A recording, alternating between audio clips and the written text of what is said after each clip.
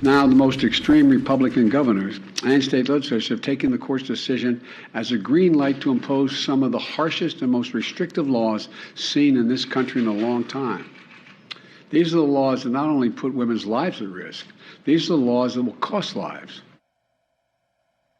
The executive order signed by President Biden this afternoon protects access to medication abortions and emergency contraception, as well as patient privacy. It also offers legal options for both patients and providers. Those safeguards are hugely important, but they're still not going to reach everyone dealing with an unplanned pregnancy or a complication. As author Sarah Santillas warns, the already strained and broken foster care system is about to get even more overwhelmed. Here to share her experience with the system, Sarah Santillas. It is the subject of her new book, Stranger Care, a memoir of loving what isn't ours. Sarah, people are thinking abortion, that Roe versus Wade, but they're not necessarily thinking about the knock-on effects of these bans. Can you explain how it's going to affect the foster care system? Well, I think there is a lot of talk about this idea that somehow ending abortion is going to increase the number of children who are placed for adoption, but that's not what's going to happen. Women who are, and people who are forced to carry their pregnancies to term, most of those people are going to choose to parent. What is going to increase is the number of children in foster care.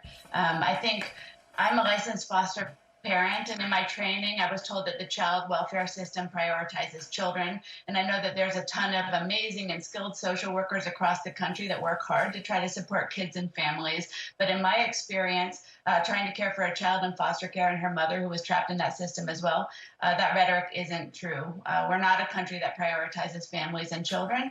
And all you need to do is look at the foster care system to see that that's the case. All right. Well, here's the thing, though. Every state's foster care system is different, and now every state's abortion laws are different. How worried are you that this broken system is really going to get worse because of this?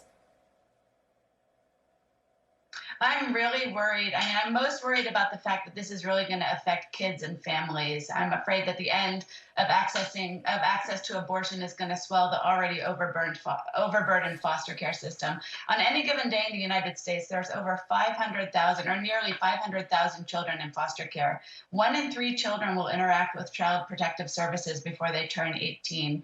And so without access to the pro-child, pro-family social services, then I just think that our country is going to face even more children coming into care.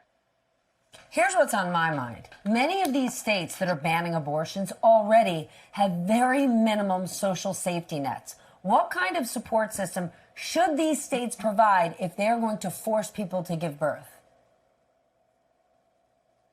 Well, it's really interesting because ending abortion is framed as if it's pro-child. But despite the way it's talked about, it's not.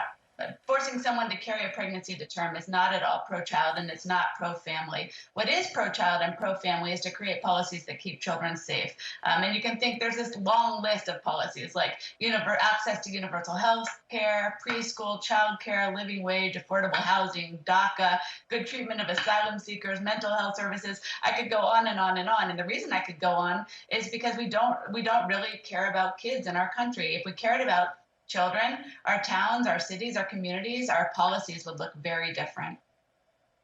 You've written a lot about racial disparities in the foster care system. Will the end of Roe make that worse? I think so. I think, in the same way that ending Roe is going to have a disproportionate effect on poor people and on communities of color, the foster care system also has disparities in outcome. There's no evidence at all that, for example, Black families abuse their children any more than white families, but Black children are more likely to come into foster care, more likely to be forced to stay in foster care, and more likely to be abused while they're in foster care than other children.